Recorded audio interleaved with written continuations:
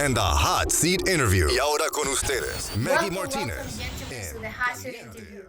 Maggie, pleasure to be here as always. Cannot wait to get the conversation started. Maggie, as always, I am thrilled to be here on the hot seat. Yeah, definitely. Well, the first question, gentlemen, in one sentence, is Georgia's juvenile justice system broken or just misunderstood? Both Henry and Dante. You go first, Henry. I'm going to say both.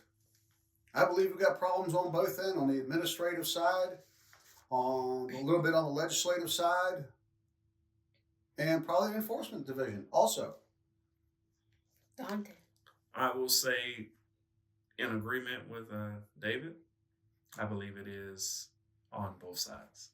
Well, don't forget to tune in every Thursday on the Hot Seat with Maggy Martinez, streaming on YouTube on demand. Don't forget to subscribe, click the bell, and share the show with all your friends. This podcast is designed to educate and inform, bringing your honest conversation and fact-check perspective from both Democratic and Republican voices. So I'm also the author of The Secrets of Campaigning. So you think you could run? Buy it for somebody that is running for office, or buy it for yourself. You never know when you can run for office. And if it's in your heart, send a donation to the show so we could keep going and having this conversation. Is www.starboundpr.com. Well, gentlemen, Mr. Henry, David, your party supports law and order policy, but a zero-tolerance rules just pushing poor kids, especially black boys, and not to say Latinos, out of school into jail.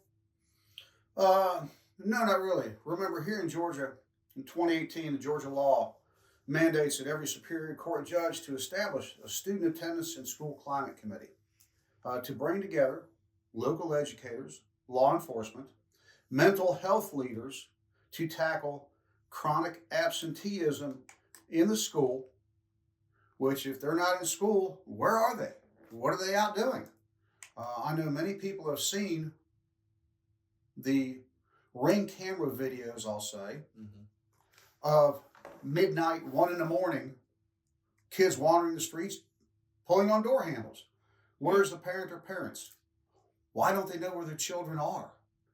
I know growing up, we had a standard rule. You better be in the yard or in the house when the street lights came on, or else. And that was just very simply put. It was simple to understand. And my parents, I promise you, enforced it. Yes, I did get spankings when I needed them. Not a problem. They didn't hurt me. They won't hurt these kids now either. Dante.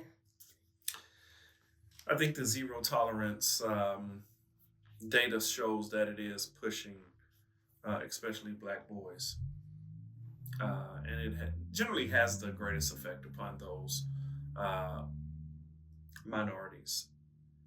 And as I said in a previous show, we're seeing the prison to pipeline journey shorten. Every time that we have these zero tolerance policies where you just isolate one demographic. And I know we're going to get pushback on this, but I am going to go ahead and say it. When you look at the data, who is being penalized the greatest? It is black boys in most school systems. And so with that being said, you're going to now begin to see the juvenile courts have so many cases where there's a backlog, and it becomes a repetitive cycle, to say the least. Well, Mr. Long, you cite oppose harsh school discipline, but what do you say to parents who want stricter rules to keep their children safe from bullies and threats? And not only that, the new Secretary of Education and President Trump approved spanking in the school. What is your take about that? Yeah, man, Miss Linda McMahon. That's for another time and another show. But I will say, harsher discipline. Yes, there are anti-bully campaigns that are on a federal level. There are so many different uh, campaigns that lend themselves to notifying teachers when you feel threatened, isolating kids from those potential threats and things of that sort. But I will say that the zero tolerance is really left up to the discretion of a school administrator and not set to a specific set of guidelines or rules. And so, I don't want to put a disparity on any particular educator because we do support all educators. But if there is an educator who really has it out for a child based on something that a child said or did, and it may not have been threatening, that could change the trajectory of that child's life.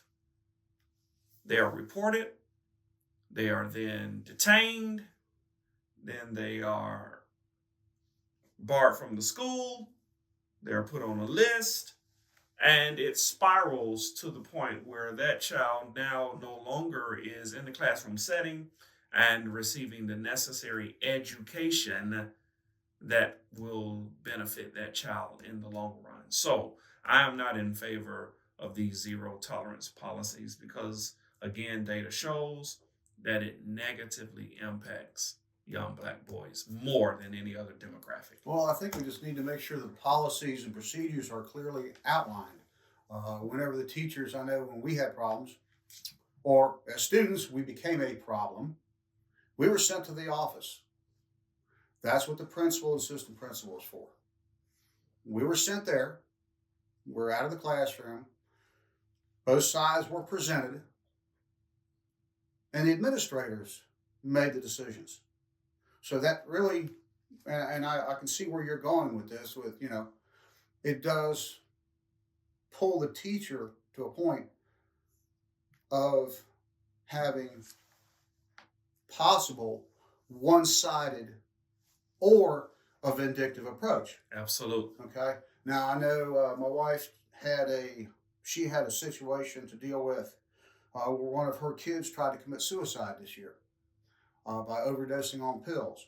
So there was different things that she was directly involved in to try and mitigate or find out a little bit more to try and keep the child alive. Yeah. So now I would like to see, going with Dante, and as I've said, and I think we both agree with this, whatever happens, abstract from Linda McMahon coming down and doing the spanking, would be outline procedures and steps where everybody understands what's going on and what can happen. Well, Black and Latino youth are jailed at a higher rates. Is this about racism in the system, or are we avoiding hard conversations about family, structure, and accountability? Dante first, and certainly, I'm a retired teacher. I don't care what the law says. I'm not going to spank your child. That's not my responsibility, Dante. Yeah. As I keep saying to our viewers, you have a homework assignment. For the first time here on the hot seat, our viewers have a homework assignment. While you're watching this, maybe you put it on pause and you go look at who is jailed at a higher rate. And when you look at that, you will see that we're not making this up. That's right. This data that we are presented with is easily available. You can read it for yourself. It does not happen at a higher percentile than it happens in minority communities. And I know you're going to say, well, are you race baiting? Are you trying to incite a racial war? No, I'm just saying that the data supports it. You see it happen. And then some will say, well, it has nothing to do with race. It has everything to do with economic climate. Well, I think the two go hand in hand. But if we see that the problem is that both Black and brown children are jailed at a higher rate, then we do have to say that we have to have this necessary conversation about what can we do to mitigate this, and stop asking who should we hold accountable. Let's take That's the right. onus on this, guys. Yeah. Well, who should we blame and who should be held liable? No, that's the wrong question. The right question is at this point, what services can we provide? What can we do to assist? And then I think we can see these rates start to decline. Certainly, David, the same question, and we need to make parents accountable of their own responsibility. I don't know why we keep asking the same question when the base of the family is key for the success of the child, David. I agree. I agree that you have family values, family morals, morals and values that society sets. Now, we'll go with this. As we know here in the Atlanta area, our curfew hours, they're equally applied. They're colorblind. They're written, here's the way it goes, whether you're in Atlanta, DeKalb, Fayette County, or here in Clayton County. They might vary by an hour. Some start at 12, some start at 11, some run until 6 in the morning, some run until 5 in the morning. But these juveniles are under curfew. So parents, please be aware of this. And the Atlanta area and the state of Georgia, we're not the only ones. These curfews are across the country. So please, it is your responsibility to find out when they are and when they are applied. Now, when we go to racial disparities, we'll start here in Clayton. We have a population that's 73% black, 14% Hispanic, 7% white. When you go to DeKalb, which is our next door neighbor, they're 53.7% black, 28% white. Fulton is 45 to 37. So if you have a higher percentage of your population, who would you think might be theoretically charged with a crime? Well, I'm just going to put that out there. Now, in my neighborhood, it's 90%, and there's 10% white that I know of. Most of my neighbors are black. I've been there for almost 40 years. I bought my house in '86. I've gone nowhere. I know my neighbors. They know me. We all get along. Now, when we go to juveniles, and most of the juveniles in my neighborhood are gone. Here again, we have women that are single, having kids who cannot afford them, which means there's no father figure in the house. And I know the Journal-Constitution just ran an article around Father's Day about how, and I think Dante will agree with me, how important it is to have the father figure in the home. Absolutely. Now, we were taught by my parents who raised us, my grandparents did, and they were dead, that if you're going to have a family as a man, as a real man, that's your responsibility to provide for your family and your children and to be there for them. And I think that when we look at what's going on, especially, it was 2 weeks ago, we just had a 13 and 14-year-old charged in a shooting. Mm-hmm. Okay. Well, where's the parents or parent? What happened? What broke down? Thinking about the same note, but how do you expect a 13-year-old without stable housing or support to make responsible decision? This question is for Henry, and then Dante. I agree. And I think that was a good segue to lead into this. We have got to be more involved as parents. Society, I promise you, they already want to hold the parents responsible for the children committing crimes. Dante. The courts are doing that. Yeah, and to David's point, David, I think it is somewhat misleading if we tell the viewers that the numbers that are just in the Metroplex are skewed in a way, but these numbers that we look at are nationwide, right? These are nationwide numbers, which we realize are bigger than just what's going on here in the Metroplex. Now, with that being said, no, we cannot expect a 13-year-old with stable, that's without stable housing. It goes to the family fabric. It goes to making sure that family structure is in place and family supports. Now, when that is not present, as I said earlier in the show, that's when it takes the village. That's when it takes programming from the school, having resource officers, having school psychologists, having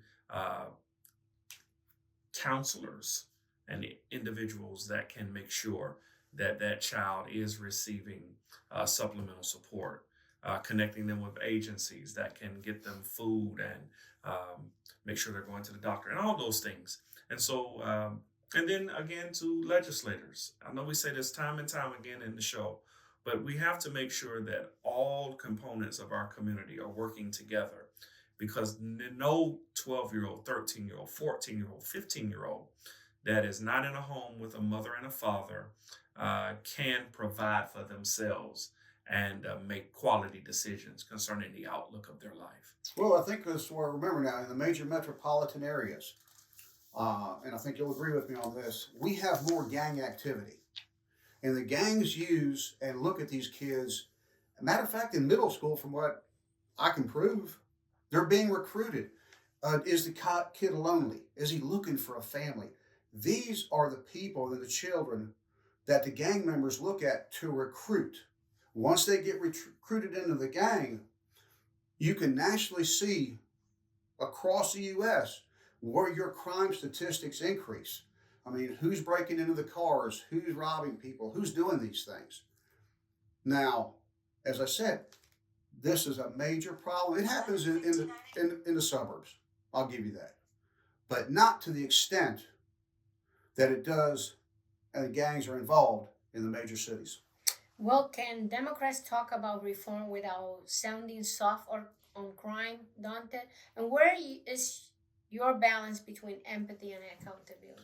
Yeah, I think that when we start talking about bringing in other entities like schools and counselors and things like that, now we start sounding like we don't want to hold anybody accountable. But that's quite the contrary.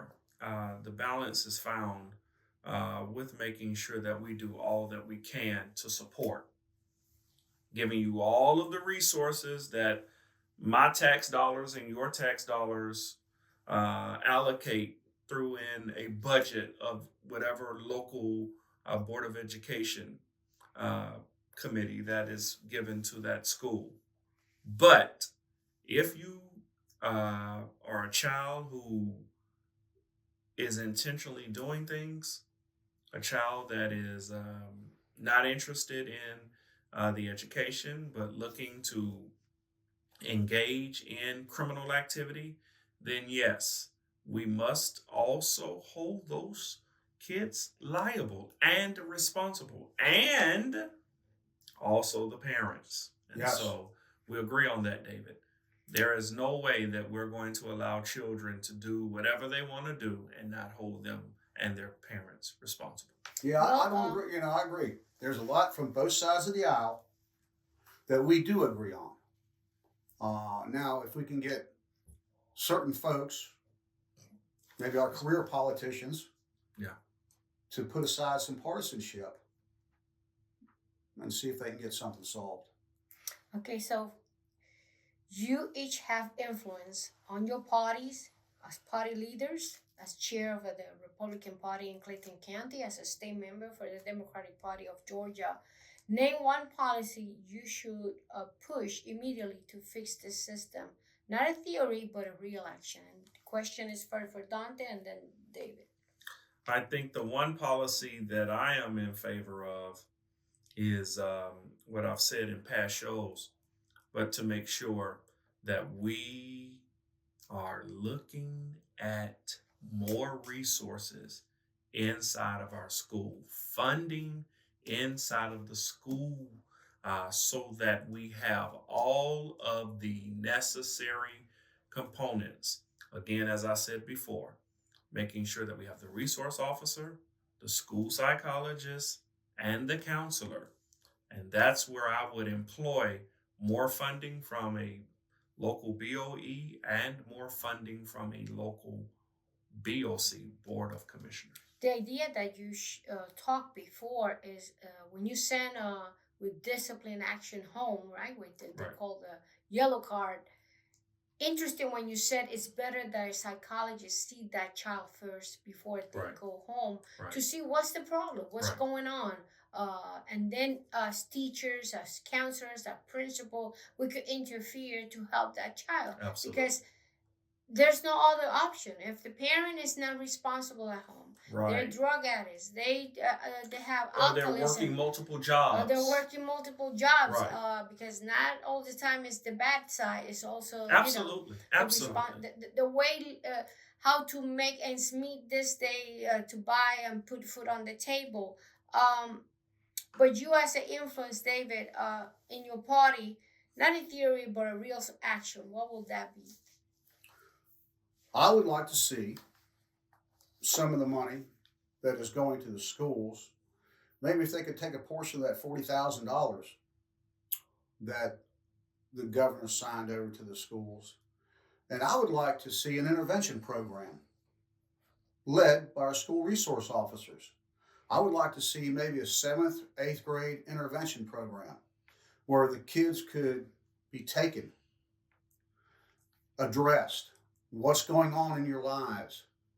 Here's a phone number you can call. Here is someone you can talk to. Intervene before it gets too late. Let the resource officer tell you if you get involved with gangs, and show them pictures. Take them to jail if you have to. Show them. Don't just talk about it.